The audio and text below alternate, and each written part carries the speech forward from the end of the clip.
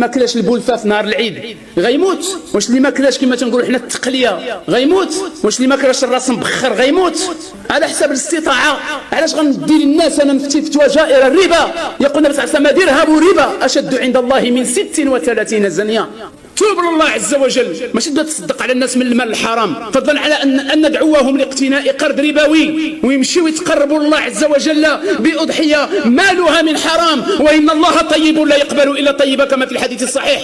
لا ينبغي ان نتجرأ على الله جل وعلا باش نستدلوا بقول الله عز وجل فمن اضطر غير باغ ولا عاد فلا اثم عليه.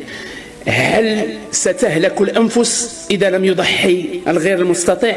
سؤال. إذا كان سيترتب عليه هلك أنفس، هنا غنقولوا يه ضرورة، ولا بد أن ترفع هذا الضرر، لا بد أن يرفع ولا بد أن يزال، لكن أين هو؟ لا يوجد، ما كاين حتى شي ضرر. واش اللي ما كلاش البولفه في نهار العيد غيموت؟ واش اللي ما كلاش كما تنقولوا حنا التقليه غيموت؟ واش اللي ما كلاش الراس مبخر غيموت؟